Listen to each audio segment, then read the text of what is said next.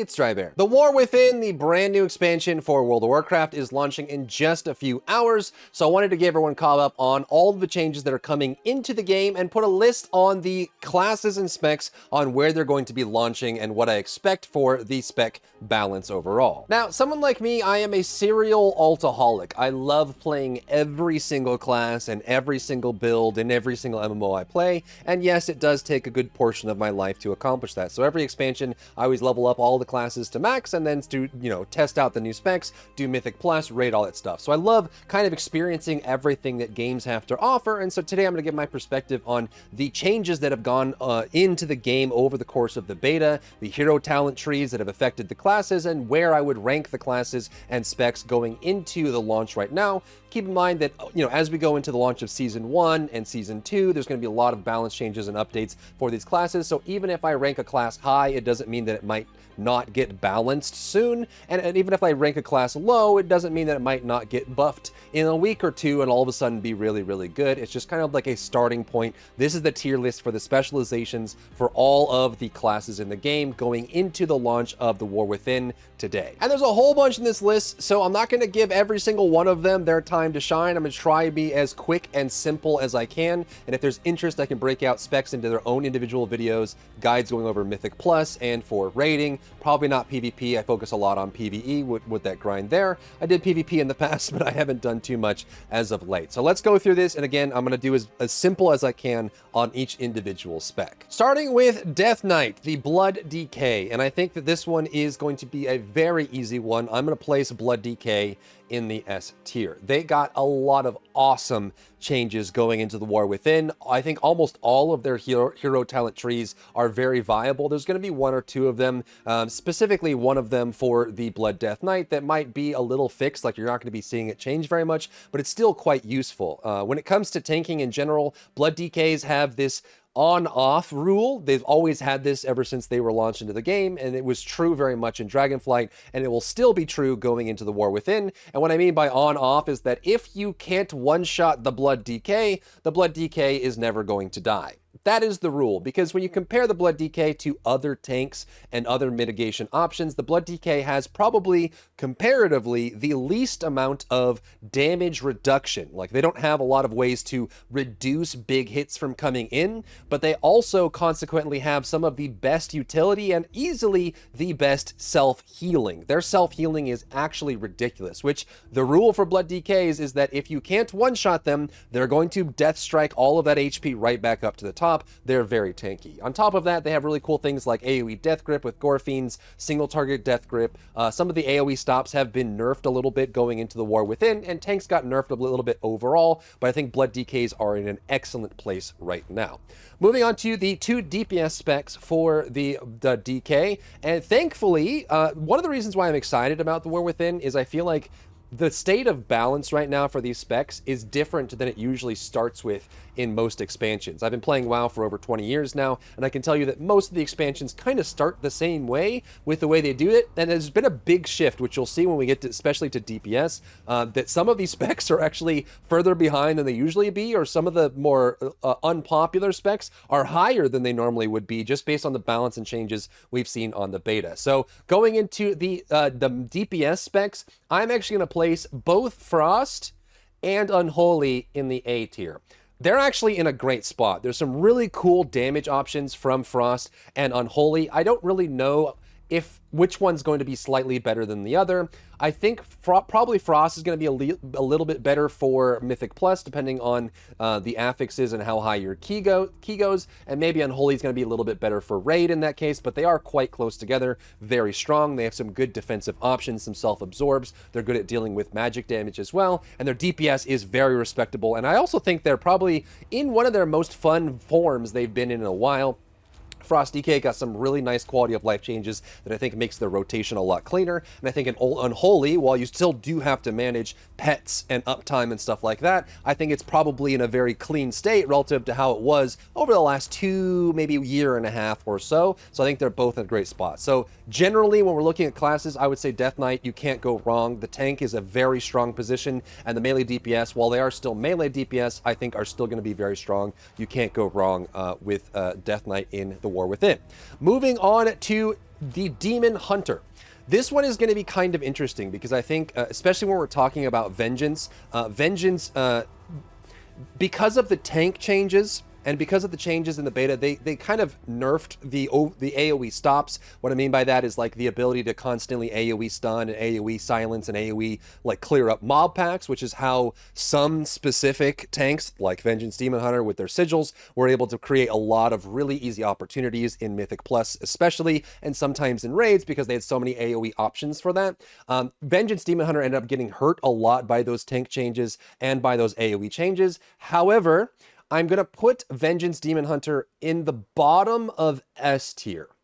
And I think this is probably going to be controversial. I would think that most people would probably put Vengeance maybe here in A. But I think that if you can play properly, I think that the skill ceiling for Vengeance has gone up considerably in the War Within. It has bumped up quite a bit. They, comparatively to any other class in the game, overall has probably the least amount of abilities and button presses. They're very simplistic, very easy to pick up.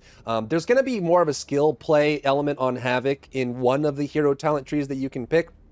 But overall, they are very simple, which usually kind of makes like, generally people look at Havoc as a like roll your head over the keyboard kind of class. But there's some cool new mechanics with Havoc Demon Hunter that I think are going to make it really interesting. And I think the same goes for Vengeance Demon Hunter. Kind of like Brewmaster, it depends on the person who's driving the car, like who's in the driver's seat for Vengeance. And I think they're going to have really awesome opportunities with some of the mechanics that are coming into War Within that put them in a good spot. So I think because the skill ceiling is high on Vengeance this time around, I'm going to put them at the bottom of S, because I still think that if you play really well, they're going to kick a lot of butt. But if you're playing Pug, Vengeance is probably somewhere in the middle of A, but I think there's a lot of opportunity for that as well.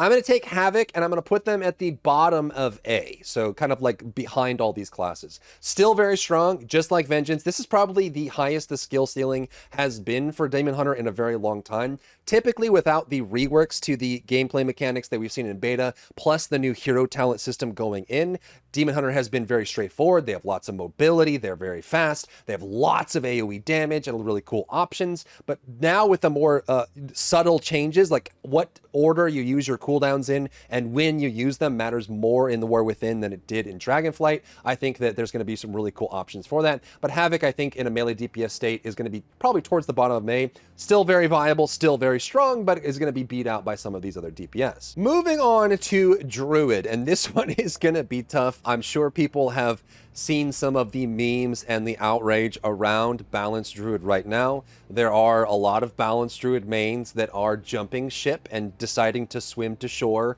in shark-infested waters because of where balance is right now. But my take from a long-term perspective, like not dooming this, I think that Druid overall is in a very good spot, and I think you can't go wrong with most of the specs. However, starting with balance, I'm going to put balance currently in its base state. I'm going to put balance down in C. I think if you run a balanced Druid for Season 1, you're going to have a hard time getting a group. I think there's also a negative aura around balance and around Balanced Druid as it is. I'm not going to get into all the like individual details as to why balance is kind of messed up. Their numbers, their parses are not looking great. Their overall output is not looking great. Some of the changes make them feel really clunky and weird. And also some of the choice options, which you'll see a little bit when we get to Paladin, but some of the choice nodes end up making it like, do you want to have, do you want to be able to eat food or drink water? And it's like, well, I kind of need both, so why are you making me choose? So some of that syndrome comes into where balance is right now. You could see this balanced up in order buffed and moved up a little bit, but as it stands right now, I don't think balance is starting in a good spot for the start of the War Within. Listen, this one's going to be a little more controversial. I actually think that Feral is in one of the best states it's been in a very, very long time. I think if you're talking about strictly Mythic Plus, I would put Feral up in A. Probably even a little bit above the Havoc Demon Hunter. If you're talking about raid, they're probably a little bit lower, maybe down in B, and they do require a little bit more skill. I would say the skill floor for Feral is a little bit higher than some of the other melee DPS, but I really like the changes they've had, and the options that we have in the hero talent tree for Feral make it super interesting. And I usually, Feral usually gets memed on, especially at the beginning of expansions, so I like to see where Feral is right now, and I think, again, just like Demon Hunter, I think if you get the right person behind the wheel, they're going to be really strong. Also this season, Mark of the Wild buff is super strong, very much wanted, and there's some really cool options between what hero talent tree you choose for Feral that's going to make it pretty strong. So I think Feral is in a good spot. Next, let's talk about the Bear. The Bear has had this weird, like, they've just been going up and down and up and down. Like, it's been kind of this roller coaster ride for them where they've been in a really tough spot for a long time, then they did pretty good at parts of Dragonflight, then they've been in a tough spot. But for right now, for the launch of the War Within, with the state as it is right now, launching today without any, upcoming balance news or whatever, I'm actually going to put Bear right here. It's possible they're around the level of Vengeance Demon Hunter, and I think that they are much easier to play than Vengeance Demon Hunter. I think the skill ceiling is a little bit lower. They did miss out, like starting the beta, their arcane build from their hero talent tree was actually incredibly bursty with lots of really good damage. That got nerfed a good bit going into launch, so we're not going to see as much of that there, but they still have crazy AoE healing for group. Self-sustain is very strong. They're incredibly simple to play. You're literally just maintaining your tank stacks and swiping over and over. You have some good positionals, and you can also just do some really fun, chill gameplay with the Bear that I think it fits really well. And I think overall, they're also probably one of the most durable tanks in the game with all of their tools available. I think that Blood DK, as far as like just base survivability, is probably lower than the Guardian Druid, but of course the healing that DK has is unmatched by any other tank. But I think Bear tank, again, kind of like Feral Druid, is actually in the best state it's been in a long time. So I think, unless you're playing Boomkin, again, it's a great time to be playing a Druid, especially a shapeshifting Druid. Next up is Resto Druid, and this is actually my main for Dragonflight for the first season. I love Resto Druid. It's one of my favorite healers because it's so different than any other healer in the game. The big thing about, every other healer is usually an upfront healer. You have a little bit of planning with Discipline, a little bit of planning with Mistweaver, but for the most part, you're still using your skills outright. Whereas Resto Druid is a complete planning healer. You have to know the damage is coming 15 seconds before it happens, so you can prepare all the right hots in the right moment with the right uptime, so you can flourish and do that sort of thing. And so they have a very different play style, and I think the skill ceiling on Resto Druid is high. However, I think the state they're launching in the War Within is probably towards the lower end of the healers. I think that Nature's Vigil is still there, so you still have good damage, you still have good support. You have battle res. Not only 2 of the healers have battle res, so battle res is a massive thing.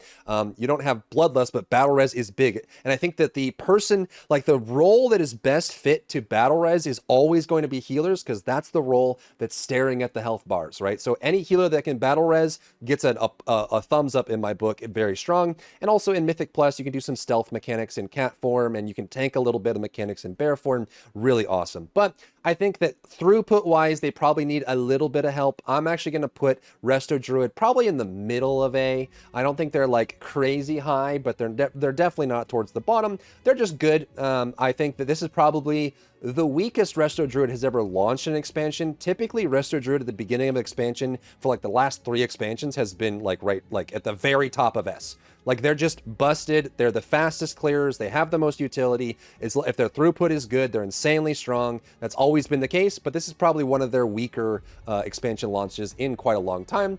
But they have enough utility, you'll probably still get invited to dungeons and raids and that sort of thing, and as long as they can keep up their throughput, you're still going to be able to bring them along. Next up is Augvoker, or Augmentation Evoker. I was super excited when this spec launched, because I think it's really cool and it's really interesting, but it has had this weird situation. So Augvoker is technically a DPS, but they do more support style than any other spec in the game. They're almost like supports in Lost Ark, in that the damage that supports in Lost Ark do is primarily the increased damage they give to everybody else, right? So that counts as their damage. They're more of a supporter in that case. I would say that Augvoker is incredibly strong if you're in a pre-made or you do like really hard group content where everyone's mindful in the current state, and if you're looking at it purely from that perspective, like non-pug coordinated groups, I think Evoker is probably towards the top of A, maybe even the bottom of S if played really well. However, the reality is most players are going to be playing in pugs, pickup groups, random community raids and stuff like that, all through here. And I think that that's going to bring this down quite a bit because you are very much reliant on your teammates for this. If you're buffing people that aren't doing damage or aren't using their cooldowns on a 2-minute timer window, Evoker is very much reliant, kind of like Final Fantasy XIV, very 2-minute timer related. So if you have a spec that's not doing that, like their damage profiles don't match your buff timers, it can get really weird. They do have some really nice things like Cauterize, and they have the the Buffet that allows them to do some group defense, which is really cool. But I'm going to put them at the bottom of A, so still very good, but they're more conditional on the team and group they're with and the people they're playing with in order to make a really strong impression. Next is the I'm so sad about this. The Devoker, I'm gonna put them in B, man. It's so sad. Like, they are very much a simple DPS, but they had so much potential, and I think in Dragonflight they ate. Like, they were in a really good spot. However, leaving the beta, I was really hoping to see a launch patch for Dev, just to make sure that they got to the numbers they should be getting to. And looking at the parses, I'm not really pleased with where they're at right now. Their damage is quite small and kind of sad, and I think that they're going to have a tough time. I mean, they do have Bloodlust, which is super cool. They do have, just like Og, they do have Cauterize and some other things that help them in group situations, but I think their damage output is just severely lacking. So it's probably just a step up from Balanced Druid, but I think they are definitely on the plate to get a buff right now, and they probably are going to have a semi-bad time if you start with Dev going into the very launch, but it's possible that week 2 we get a really nice buff for their damage throughput and things change from that point. Next up is Preservation, and they're kind of in the same spot as Resto Druid overall. I think that they do still have some range restrictions, and I think that most people would tell you that that's your problem, not mine. So just stand in a better spot, because they do have a smaller cast range, but I think they're probably around the level of Resto Druid in general, like the middle of A. I think if you play well on Preservation, there's a lot of really cool opportunities for you. They didn't really get anything super sexy going into the War Within, but they didn't really need it coming out of Dragonflight. So I think they're just in a good spot. Like, they're definitely not at the highest level, but they're not terrible either. I think actually, as of right now, I think all the tanks and all the healers, the tank and healer balance is really good. I don't think there's going to be a single tank or healer like at below level the A tier, just because they're all in a pretty good spot. And I would put Preservation probably a little bit above of Resto Druid, just because they have more ways to react to sudden damage than Resto Druid has. They don't have as much like utility other than Bloodlust, but you can still kind of keep them at that level, and that's where Preservation is for me. Next up is Hunters, and this is probably the most bizarre balance state I have ever seen Hunters in across all of the expansions I have played in the last 2 decades of World of Warcraft. I have never once seen Hunters in such a weird state. So typically, the way it goes for most expansions is BM is like S tier, out of the gate, insane strong. Survival doesn't exist. No one plays it. No one talks about it. It's like a ghost in the room. And then Marksman starts at like B tier, but as they get gear and they get better, they start climbing up and eventually make their way up to S or high A. That's usually how it goes for Hunters. That is not how it is right now. And if you look at the parses for the Hunters overall, it's not looking good. This is probably the worst balance state I have ever seen for Hunters in this current state. So as it stands right now, I personally would put BM in the B tier with Devoker, just because I think their damage throughput is very low. Typically, when it comes to Hunters, you bring them, like, there's a few classes and specs that you bring along just for their damage. Like, they're not bringing a whole lot else. Technically, you can get some, a Bloodlust coming out from Hunter. It hurts Marksman a little bit historically, just because they have to bring out a ped and they don't get some buffs there, but in general they can have that. They have some ranged traps which can be useful, good interrupts, though they're generally on a longer cooldown relative to other DPS, but they just usually get brought because they do bonkers DPS. But I'm actually going to put the BM Hunter and the Marksman Hunter at around B tier overall. Their throughput, which is their main claim to fame, is just not there. And I think that kind of like Evoker, you would probably want to see them get a buff sooner rather than later, which is tough too, because I think Hunter is one of the most popular classes in the game. Everyone loves having a Hunter pet, and they love going into battles as a Hunter and doing damage. So I think this is kind of a miss for Blizzard to launch the War Within with Hunters in the state they're in right now. However, there is an upside, because for the first time I can remember in a long time, the best Hunter spec, at least from what I've seen in the parses from a lot of the high Mythic Plus key running, as well as the high raid pushing as well and testing, Survival is actually in the best spec right now for Hunters, and I'm actually going to put Survival at the bottom of A tier relative to the two others. Now, it could just be that it's just a throughput problem where, you know, BM and Marksman just need a bonus, but I'm actually happy for this because I feel like Survival gets left behind a lot in most balance changes, and also just in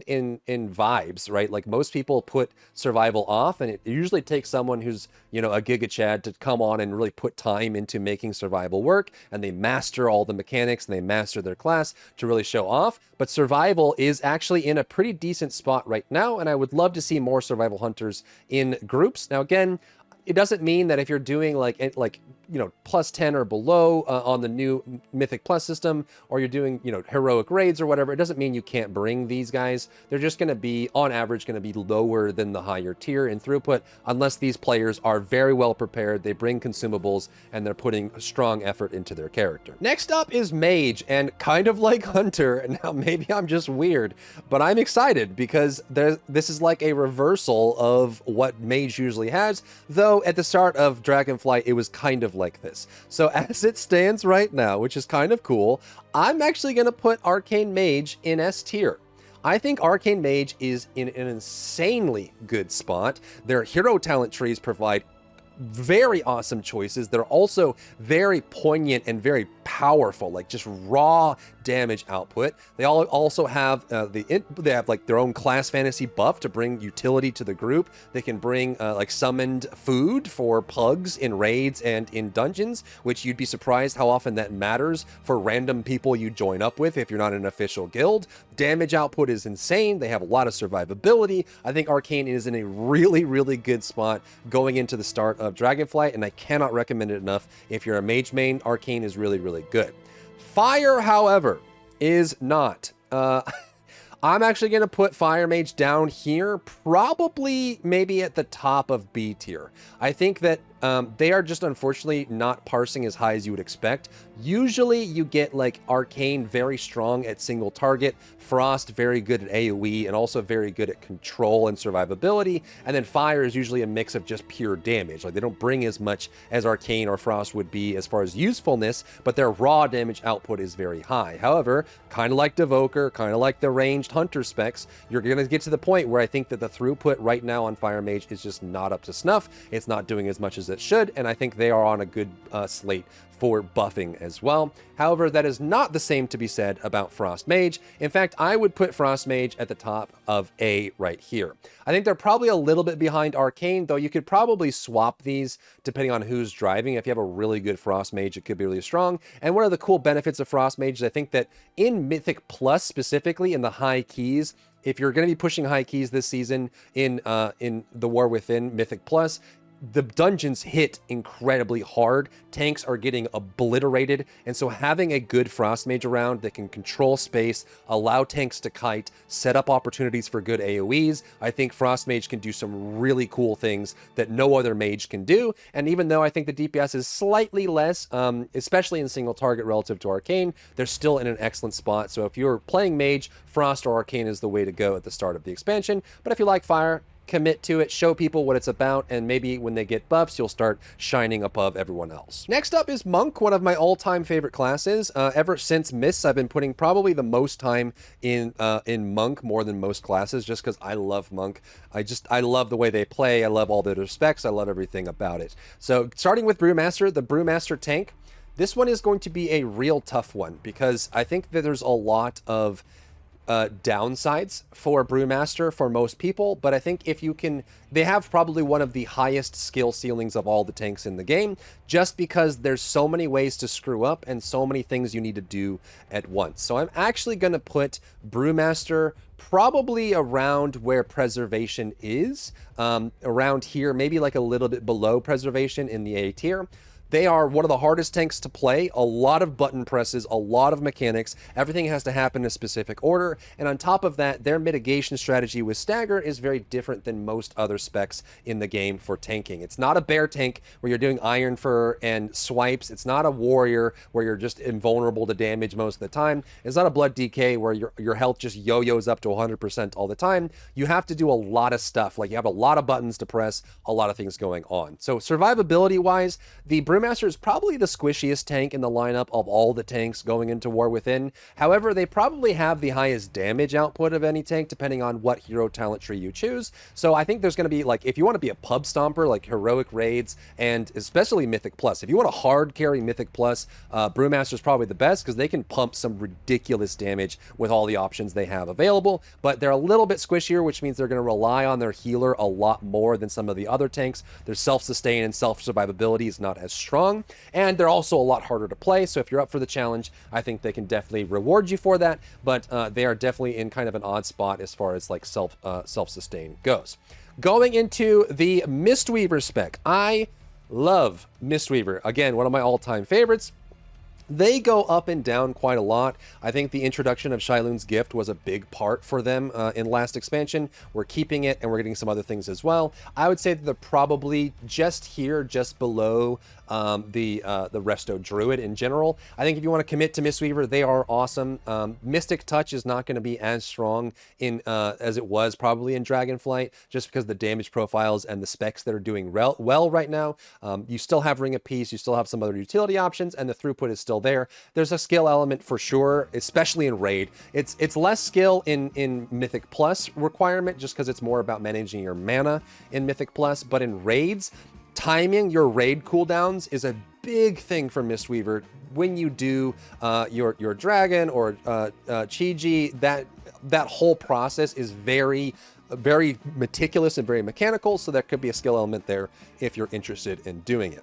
Next up is the Windwalker. Windwalker is, again, typically very much like at the start of expansions, kind of up here, like S tier, maybe even higher on that, especially for Mythic Plus. For raids, they're usually very strong, good single target damage, great at clearing ads, but they're usually kind of best picked in Mythic Plus, and it's usually the case in most seasons that we see some of the best comps run Windwalker, because they have crazy AoE burst. If they line everything up with Fist of Fury and their illusions, they can do some ridiculous burst. However, in my opinion, based on what I've seen on the logs and what I've seen on parses and what I've seen in game, Windwalker is not as strong as they usually are for launch. I'm actually going to put Windwalker probably down here at the bottom of A, near Evoker, just because I think that their throughput is not what it probably should be. You can still do well, you can still excel, they're still viable, but it's going to be hard to bring them if you're looking for like a really strong, pure damage output. Next up is Paladinio, the Paladin. Paladin is in a weird state right now. They have made some changes to the core of what Paladin does, as far as like, not like the overall class fantasy, but I mean like the mechanics that made them strong in past expansions and especially in Dragonflight. I think right now you are probably in a state where Holy Paladin is still very, very good. I would put Holy Paladin probably here in A, maybe right behind Brewmaster. They're in a good spot. They have good AoE. Virtue is still very strong for Mythic Plus. Beacon is very strong for raids. They have some good utility. They also have damage reduction. Not many healers have external damage reduction or even group-wide damage reduction with Devotion. This makes a very big change for them overall. They also have insane single target and spot healing, which works great in Mythic Plus and in raids. And I think that overall they're probably in a decent spot, although there are some changes to the way wings wings work and the choice you make for wings with the Holy Paladin, and I think they're probably just good enough. Like they're just good. Like you can bring them. There's not going to be any problem with you bringing them. They're still very tanky. They are one of the 2 melee. Like you can run a melee Mistweaver, like a Fistweaving build, and then melee for Holy Paladin. With some of the new dungeons, melee is kind of scary because there's a lot of new mechanics, and maybe even in the delves or some of the raids, melee could be a problem as well. But in general, I think Holy Paladins are in a great spot. They're probably slightly above Resto Druid because they can be more reactive, right? Resto Druid doesn't really have anything reactive other than like NS. That's like the only thing they have. It's more about planning. So at the beginning of the season, I think Resto is going to be lower as people get better at the damage profiles and predicting them for the War Within. They're going to get better and better as they go along. And I think Holy Paladin is generally in a good spot. Next up is Prot Paladin. And Prot Paladin, kind of like Boomkins, they did the most bizarre thing. They put Sentinel and Wings as a choice node for Prot Paladin. If you've never played Prot Paladin before, Sentinel is one of the best survival cooldowns Prot Paladin has gotten in recent times, and boy is it awesome. You would plan a lot around your Sentinel cooldowns and your Sentinel timings when you popped it. That was your survivability, and also a lot of the AoE stops that you would get in group, like big AoE ad play in raids or just general Mythic Plus pulling has been nerfed quite a bit, and tanks got nerfed quite a bit. In fact, you're probably going to see a lot of people say that Prot Paladin is down here with Boomkin in the really tough, needs a lot of love kind of situation. I disagree. I think that Prot Paladin is probably still the lowest performing tank out of all the tanks going into War Within. This was kind of rough because they started in like 1st or 2nd place going into Dragonflight, but because of the tank nerfs, because of the AoE stops nerfs, and some of the changes to the talent tree to Prot, they're in an awkward spot. They still have their Avenging Shield and their AoE Shield. They're the only tank that can do crazy AoE interrupts on a regular cooldown, which is wild. Like their ability to interrupt spellcasting is super strong. Tons of utility with all of their blessings going out on different teammates. They can absorb things with spell warding, like really cool, very strong utility. But I think survivability wise and general usage wise, they're in a really tough spot. So they're probably, for me, maybe at the top of B right now or at the bottom of A. It's really tough. I think if you're playing really well and really smart and you have a good person driving Prot Paladin, they're probably at the bottom of A. For tanks, they're definitely squishier than most of the other tanks, if not all of the other tanks, and they're going to struggle a little bit. There are some new mobility options in the hero talent trees for them, which puts them in a decent spot. You're probably going to hear a lot of doomer talk on Prot Paladin being way down here. I don't think it's that bad, and it will probably improve over time, so I'm going to put them at the bottom of A. Next up is Ret Paladin. Ret Paladin is one of the most exciting and fun specs to play. They have like the build-up Scion shield that explodes on people, which is super fun. They have really big bursts. They were very scary in Dragonflight with Divine Toll and other procs. And they also finally fixed one of the age-old problems with Ret. And they talked about this going into like Season 2 of Dragonflight and Season 3. And they even talked about it again going into the beta of the War Within. There was always been this problem with Ret where you had to choose between strong AoE damage and strong single target damage, and I think going into War Within, especially with the talent tree reworks and the new hero talent trees, I think Ret is in the best spot it's been in a very long time. I think Ret is super fun. They're very tanky. Divine Toll is not quite what it was, but I think there's a lot of really interesting options in the tree now for Ret, and I think they're actually super, super strong. I'm going to put Ret just above Windwalker here for melee in A, and usually it's going to be lower. I think it struggles a good bit in past, but I think this is one of the best iterations we've seen of Ret. So Ret, I'm going to put it above Havoc. That might be a little bit controversial, but I'm going to put him a little bit higher. I think Ret is in a great, great spot. Next up is Priest, and I love Priest. It's been one of my favorite classes. I played Shadow a ton in Legion just because I love the lore of the dagger and all of the Shadow business. I like the idea of of Shadow, and Shadow has been on this weird ride where they were like OP busted in Legion, and then like through Battle and Shadowlands, they've been up and down and up and down. And actually, for most of Dragonflight, I would say that they were definitely one of the best ranged DPSs you could run. Their damage profile was really good, single target AoE, very, very good. I think they're probably not as strong as what they were in Dragonflight, but they're not bad by any means. I would put Shadow Priest as DPS. I'm going to put Shadow Priest probably around where Windwalker is, maybe a little bit lower, like right around here. I think that they're still very strong, but they are, like, parsing wise, they're a little bit lower than you would expect. I would say Shadow Priest is the same thing as, like, you know, BM or marksmanship or like fire mage or even Evoker. In that case, you probably would want to see them just doing raw damage because that's what they do. So the fact that they're not doing as much as some of these other specs is a little concerning, and I hope that maybe they get a little bit of buff, but it's not like a major thing. If you play Shadow Priest well, you're going to do awesome. The bad news is that the healer's specs for Priest are, in my opinion, this is just my opinion, but I think this is the weakest I've seen Priests in a long time. Usually, just like with Resto Druid, like at the start of an expansion or start of a new season, Resto Druid and Disc Priest are like #1 for Mythic Plus because, you know, they do a lot of damage, especially when Nature's Vigil came online for Druids. Same thing goes for Disc. They have damage reduction on Disc, all of that. But I think that they're in a really rough spot. Their throughput is kind of... it leaves something to be desired overall. I'm going to put the disc spec here at the bottom of A, probably maybe a little bit above survival overall, just because they're going to be brought a good bit, or maybe even above Evoker from that standpoint. It's definitely not the best Priest has seen in a while. They're probably the weakest healer going into the expansion overall, and that's going to be the same for Holy Priest, which is... Man, I am so sad because I love Holy Priest. Ever since Burning Crusade, I have loved Holy Priest and the concept of Holy Priest.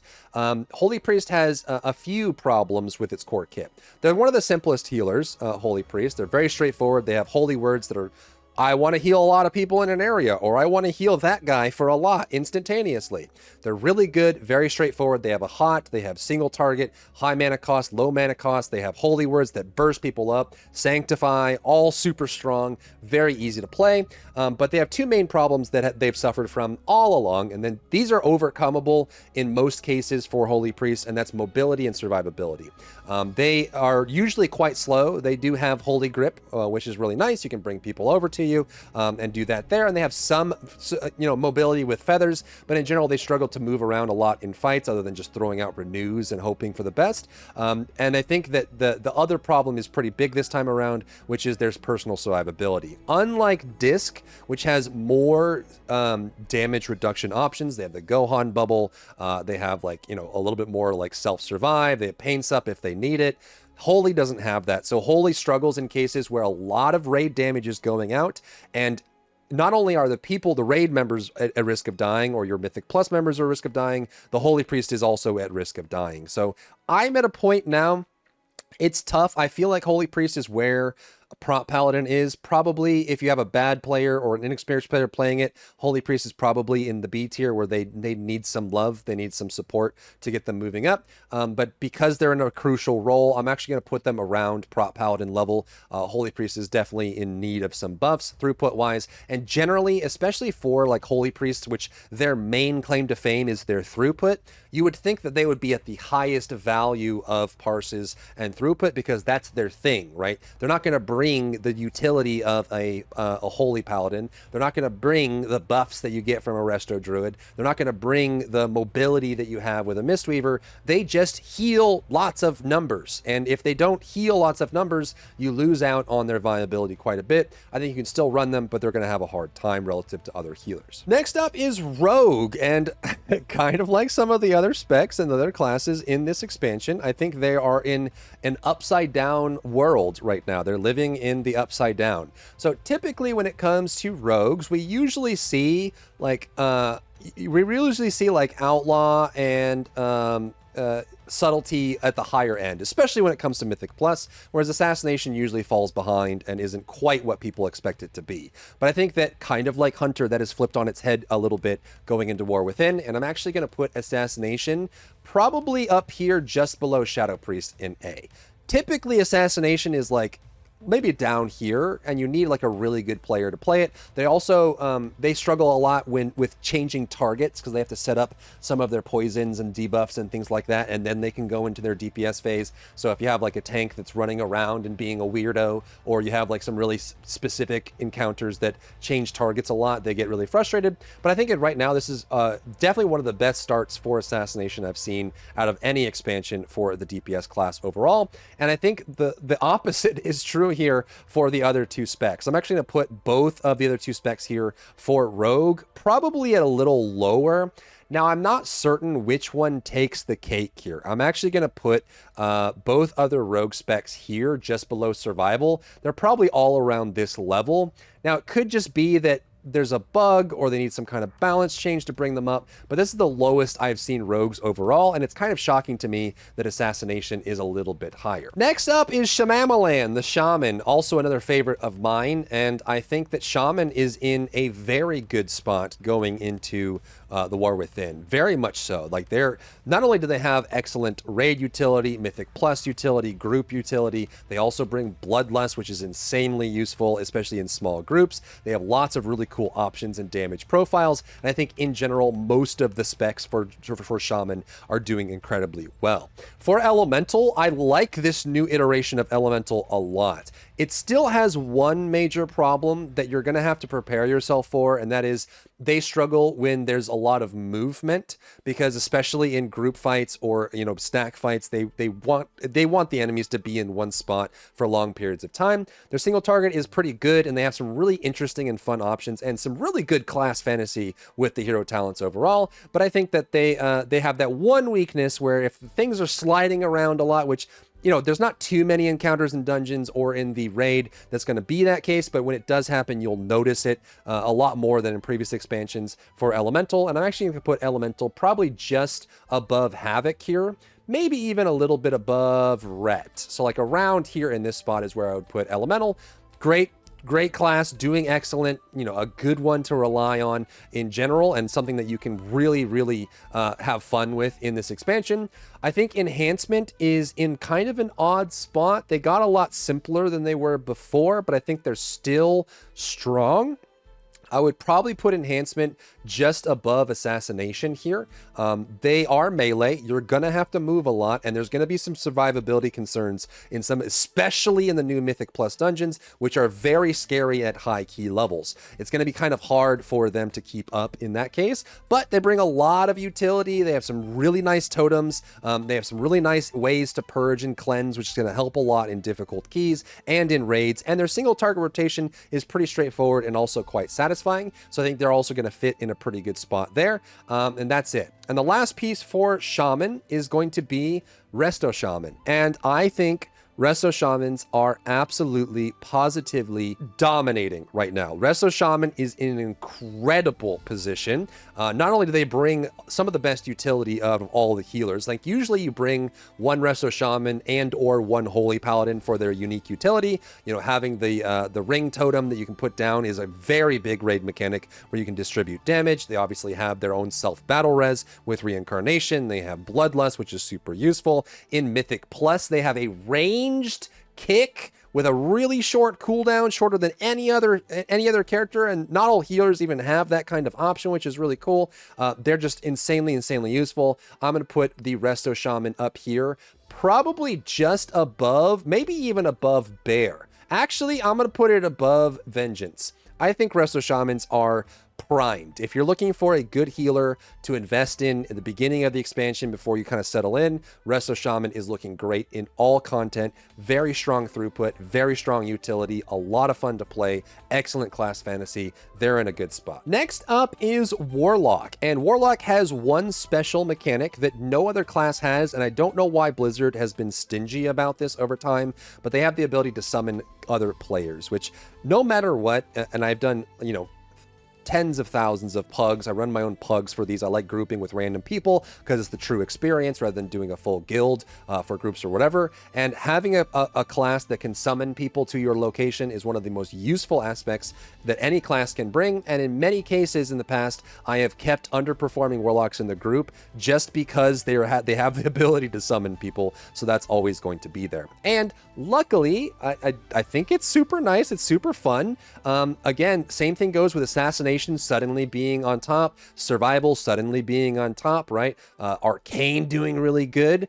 I think we're in the same boat here for Warlock. Affliction is actually in a really good spot going into the expansion. It depends on your group level and all of that, and I think they do still struggle a little bit in single target, so there might be some like tyrannical moments where Affliction's going to struggle, or maybe on certain boss fights. Their AoE is still fantastic. They still have some really cool tools for that, and I think Affliction is kind of like some of these other specs in a better spot than they've been in a very long time. I'm actually going to put Affliction just above Ret here on the tier. I love Affliction. It's just they're so hit or miss in balance states. So like sometimes they're really good, sometimes they're really horrible, but having Affliction here I think is really good and healthy for the game. Demonology is in a different spot.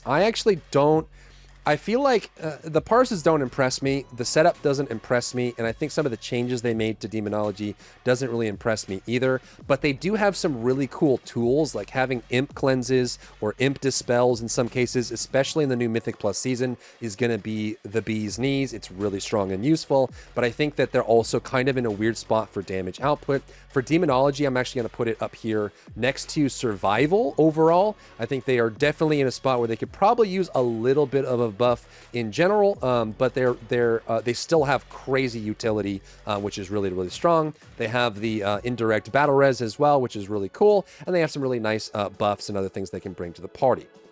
Right now, I think Destro is also in the same boat, but I feel like there's some aspects of Destro that could probably turn like one or two small changes to Destro Lock could take it from where it is now to S. I think they're set up really well. Their throughput is a little lacking.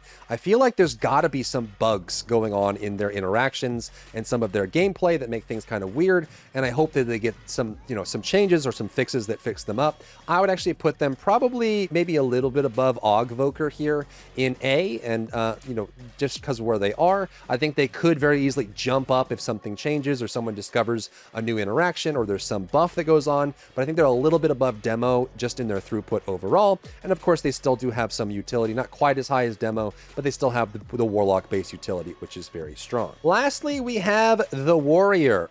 This one is another favorite of mine. I feel like I say that for every class, but it's the first class I ever made back in 2004, and I just love Warrior so much. They are in an interesting spot, and I think that actually right now, Fury and Arms are also in a very good spot. The only challenge with both of these is that they don't bring as much utility or usage as some of the other damage specs, right? They really just bring Rallying Cry and damage output, and they're not like breaking the record charts for damage output, but they're still doing a lot of damage. And if you get one that's like Giga Chad, that's incredibly strong, well prepared, and has consumables, they're going to do really, really well. I would say that they're probably maybe around Ret or Havoc. I would probably put both of them here. Maybe Arms a little bit behind Fury in that standpoint. I think that they're just kind of lacking in utility overall and where you place them. And you probably don't have major reasons to bring DPS warriors into your group other than Rallying Cry, which you could argue comes from a lot of different classes that kind of function. The only thing that puts them up higher is if you end up running pure attack power based builds. Like if you're on a Mythic Plus with 3 attack power based DPS, I think the Warriors jump up because Battle Shout pumps a lot of extra damage and utility. But if you're on like a Fury Warrior with 2 casters, like an Ellie Shaman and like an Aflock, it's probably not going to be something that you determine as part of your comp. But I think Warriors are in a decent enough spot. Their damage is really good, their survivability is decent and is really reliable, and I think they're super fun to play. And lastly, we have the Prot Warrior. Prot Warrior started being completely broken in Dragonflight. They kind of moved a little bit up and down, but one of my favorite parts about Warrior over most of the tanks is they probably have the most damage reduction out of any of them. Blood DK has a lot of healing. The DH has lots of mobility and some really cool tools with sigils. Bear is kind of a middle of the road. Good survivability, good healing, some defense, all around. They have like that good balance there. Brewmaster is mostly like yo-yo HP with stagger going up and down. They have lots of utility and lots of mobility, kind of like Demon Hunter, but there's some aspects there that kind of put them down. Prot Paladin has a good amount of defense and a good amount of survivability and some good healing, although unfortunately Word of Glory isn't really as strong as it was in Dragonflight, and that's one of the main reasons why Prot is struggling.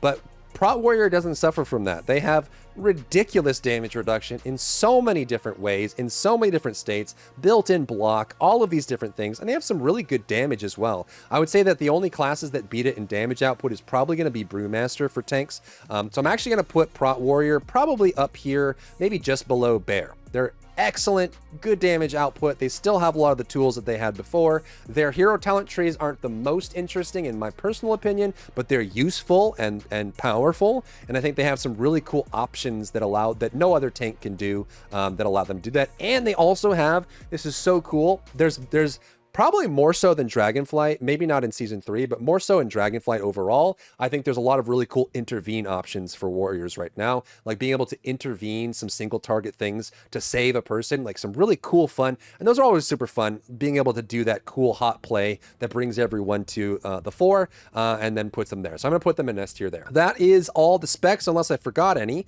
And this is where I would put them. And I think the balance overall is really good. I think tank and healers are all in a good spot overall. Prot Paladin and Holy Priest probably need more love than others, but most of them are very strong. I think every DPS class has a option, except for maybe Evoker, for like picking a spec that is good and viable. I think that Hunter needs some serious support. Evoker, especially Devoker, needs some good support. And I think Fire Mage needs some support as well. And Boomkin, I hope they're planning some big things or maybe some reworks to the talent tree. It could be in the .1 that we get some talent tree updates for Boomkin.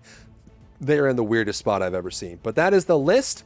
I hope it was useful. That's my perspective. That's my opinion. Let me know what you think down below. If you found value in today's video, leave a like down below. Leave a comment for the algorithm to help this video get seen by more people. And don't forget to check out my other channels for other content and other stuff and other things.